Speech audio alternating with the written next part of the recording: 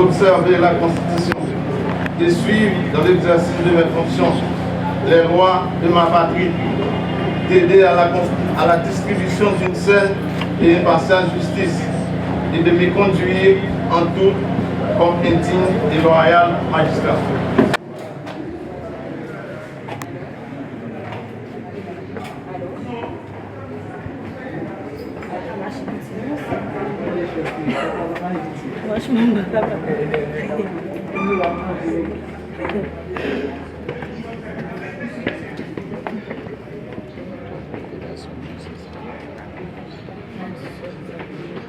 Mesdames, Messieurs les avocats du barreau de justice, Messieurs les greffiers, Messieurs les huissiers, Mesdames, Messieurs les personnels administratifs de soutien du palais de justice de Jérémie, Monsieur le délégué départemental, Monsieur le directeur de la PNH, Mesdames les mairesses, Mesdames, Messieurs les représentants des organes déconcentrés du département, les autorités policières, judiciaires et religieuses, les représentants des institutions des droits humains, les représentants de la presse parlée, écrite et télévisée, les représentants du secteur Rodou, Mesdames, Messieurs, la vie d'un peuple ou d'une institution se renouvelle sans cesse, mais elle s'inspire sans cesse aussi des erreurs et des expériences réalisées dans le passé. C'est en rompant avec le passé que les générations contemporaines marquent tant de faiblesses, tant de lacunes dans leur démarche présente. Monsieur le doyen, votre prestation servant ce matin s'inscrit dans un contexte spécial et délicat où la justice est sur la civière. Elle attend l'intervention spéciale en la matière. Monsieur le doyen, sachez que vous êtes un vieux outil dans le domaine. Vous allez mettre votre expérience, votre savoir-faire au service de la juridiction. Pour que la justice qui se trouve sur la civière puisse se réveiller en lui administrant un sirop. Monsieur le doyen, il fut un temps vous étiez juge de paix. Vous aviez une responsabilité communale. Mais aujourd'hui, vous êtes le premier parmi les élus. Administrateur des 15 tribunaux de paix et 4 annexes, ainsi que le TPI de Jérémie.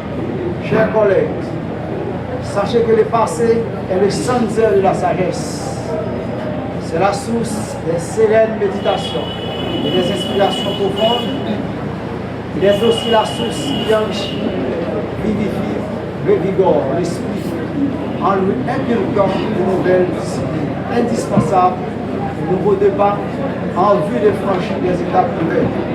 Honorable doyen, il m'est loisible de vous préconiser, de vous servir de 6 métaphores principales pour gérer votre tâche, comme administrateur du militaire et celui du TPI de la permanence.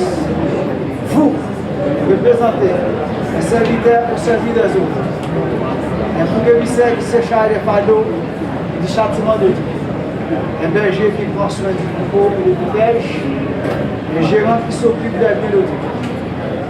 Tout à la fois, un étudiant et savant, un scribe qui écoute et se laisse instruire par les autres. D'ores et déjà, je vous souhaite du succès dans votre fonction, tout en vous promettant ma franche collaboration. Je vous remercie de votre attention. Messieurs, mesdames, constituant le cartel de la mairie de Jérémie, mesdames, mesdemoiselles, le parquet de Jérémie se réjouit d'accueillir la prestation de serment et l'installation du doyen et quelques juges. Nous profitons de l'occasion pour féliciter le CSPJ, le ministère de la Justice et de la Sécurité publique, le CPT, qui ont compris enfin la nécessité de procéder à des nominations de la juridiction anémiée depuis bien des années de juges d'instruction et d'un doyen. Nous considérons ces efforts comme les premiers pas d'un bébé, puisqu'il nous reste encore beaucoup à faire. Il serait intéressant d'avoir beaucoup plus de juges d'instruction et des juges de siège. 4 à 5 substituts du commissaire du gouvernement méritent d'être nommés au parquet de Jérémie.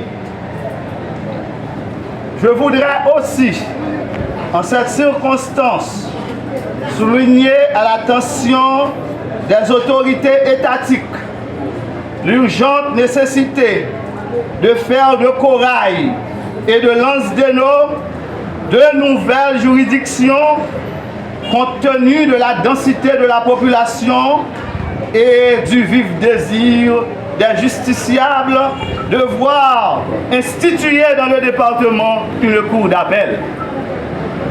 Ce qui pourra enfin mettre un terme à leur calvaire quand la situation les oblige à parcourir des centaines de kilomètres pour avoir accès à la justice. Monsieur le doyen, jadis, vous étiez un juge d'instruction, mais aujourd'hui, vous êtes promu doyen près le TPI de Jérémie.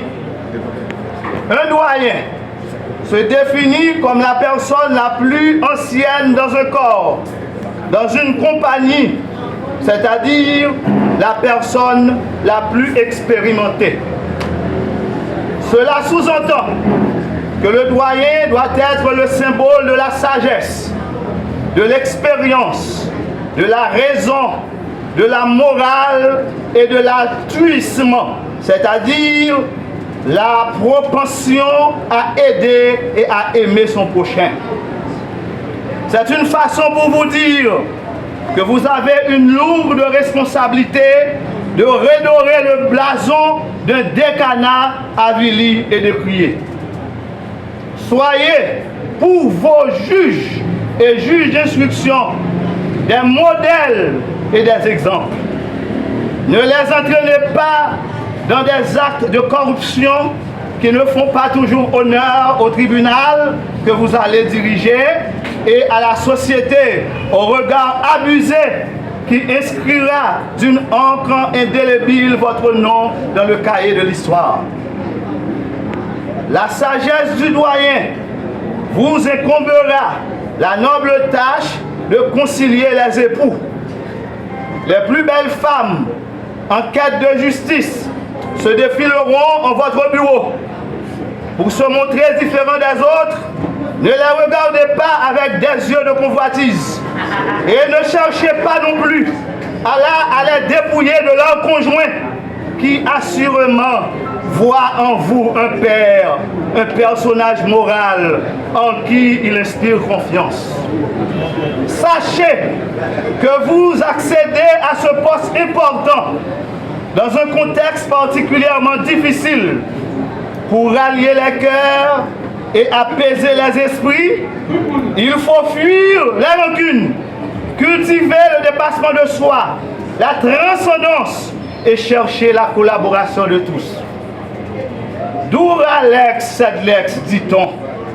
Cette maxime latine traduit la dureté de la loi et par ricochet la dureté d'un juge et d'un parquetier chargé d'appliquer et de faire respecter la loi.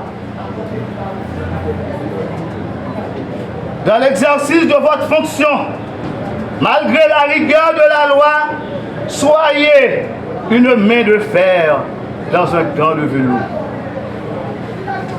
Monsieur le doyen, je rêve en vous un doyen qui ne fuit pas les audiences. Je rêve en vous un doyen toujours disponible pour les justiciables. Je rêve en vous un doyen qui cherche toujours à concilier ses filles et ses fils et à harmoniser le tribunal. Je rêve en vous un doyen qui cherche des formations pour ses juges, car ils en auront grandement besoin. Je rêve en vous un doyen qui sera à la hauteur de sa tâche et à l'abri de toute critique des gens avisés.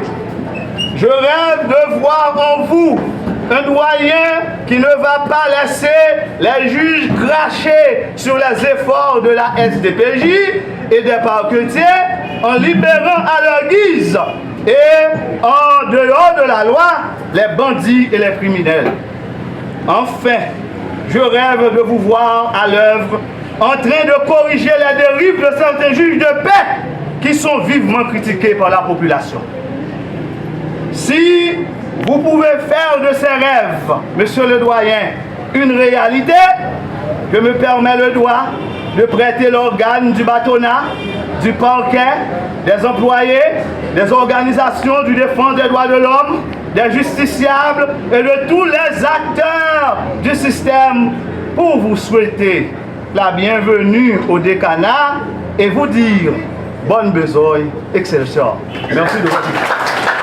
Messieurs les représentants des organisations des droits humains et de la société civile organisée, Mesdames, Messieurs, les représentants de la presse parlée, écrite et les médias en ligne, étudiants en droit,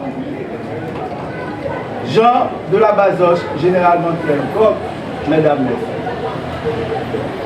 je viens tout juste de prêter le serment qui m'habilite à exercer ma nouvelle fonction de doyen au tribunal de première instance de Jérémie. Tâche ardue qui requiert de la sagesse et de la science. Mais avec l'aide du grand architecte de l'univers, je vous promets que comme par le passé, je vais m'acquitter de cette nouvelle mission avec impartialité, intégrité, probité et loyauté. À cette phase de mes propos et en cette occasion solennelle, je tiens à remercier en tout premier lieu le grand Jéhovah pour les grâces et les bénédictions dont je suis l'objet de sa part.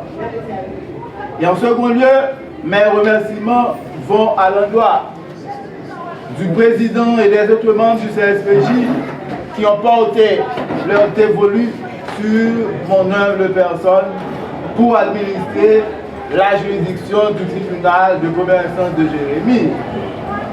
Et comment ne pas remercier également les conseillers présidents qui, après avis favorable du garde des Sceaux de la République, ont entériné ce choix.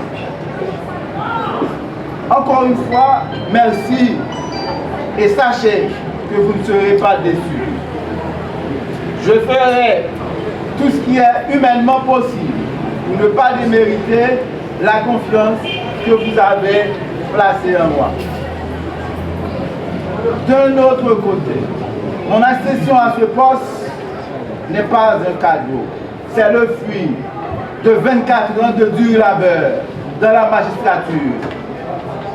Nommé suppléant juge au tribunal de paix de Jérémie en 2000, j'ai été promu juge titulaire au même tribunal en 2005 et en 2011, j'ai accédé au grade de juge et juge d'instruction au TPI de Jérémie où mon mandat a été renouvelé à 2 reprises.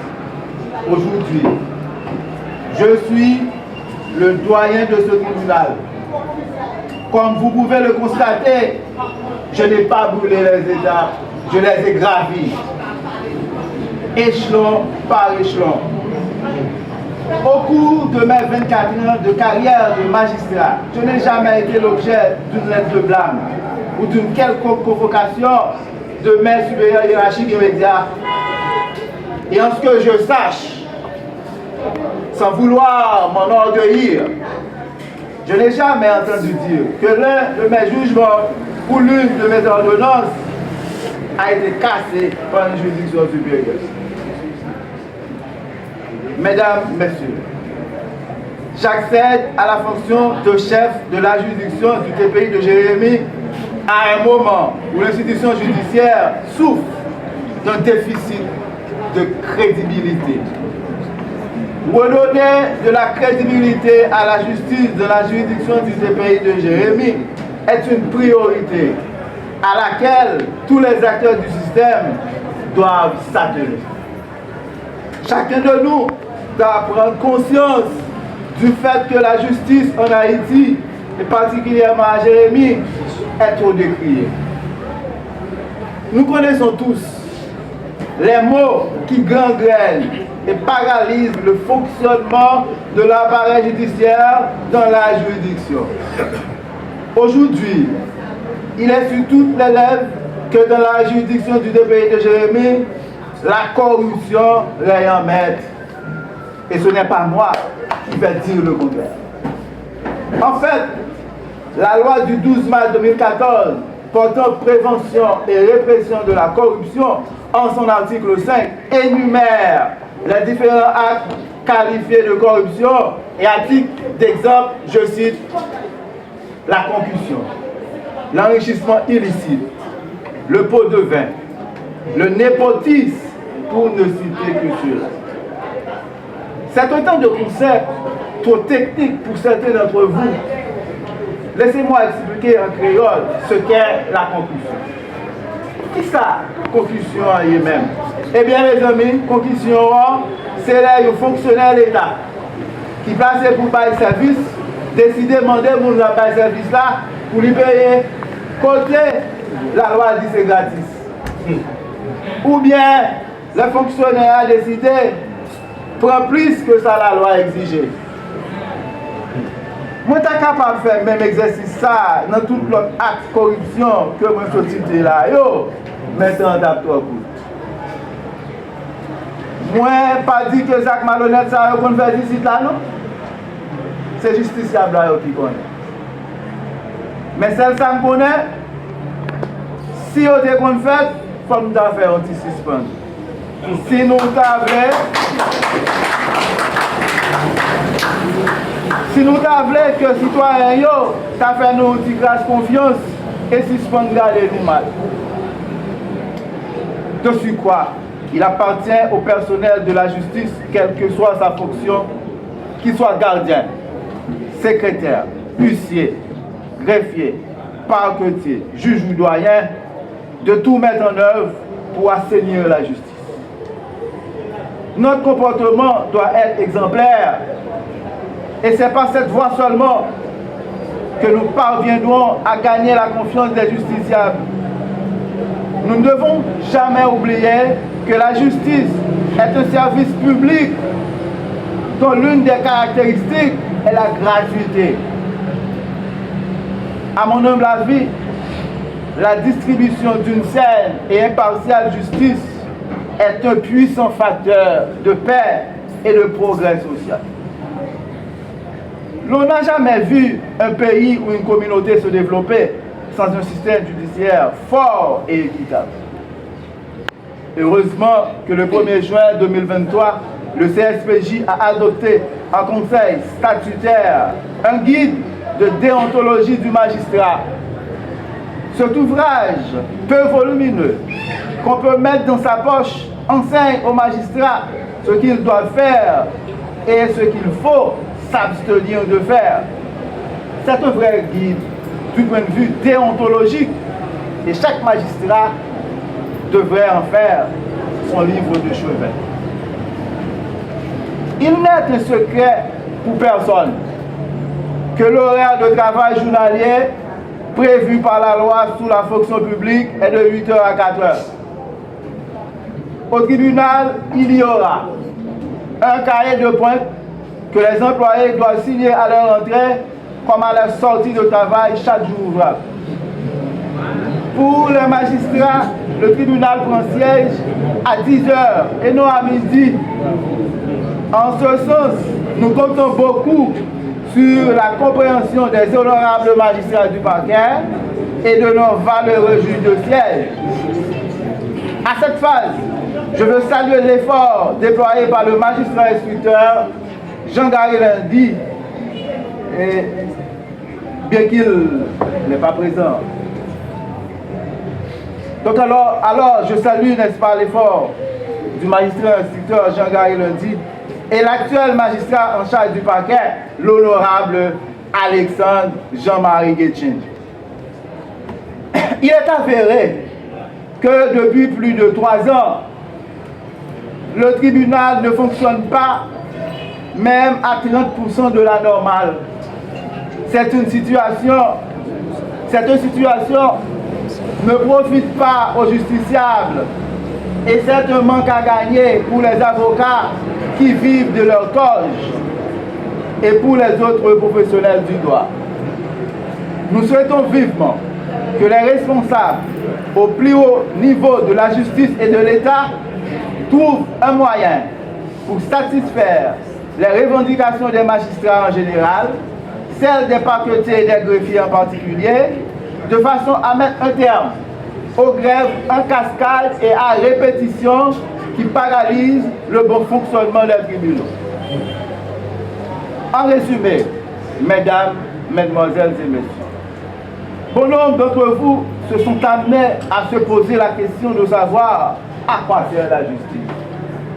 Et aujourd'hui, je veux faire écho de cette interrogation en me demandant à quoi sert la justice si ce n'est de rendre justice à qui justice est due.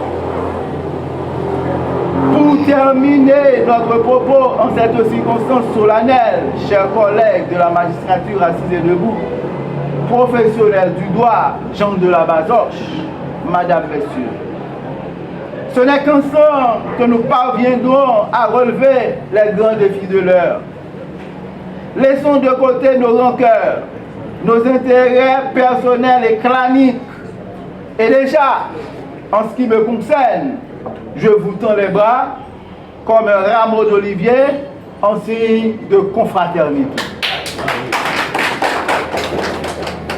Pour une fois, essayons de nous unir avec sincérité pour pouvoir enfin redorer le blason de la justice à Jérémie.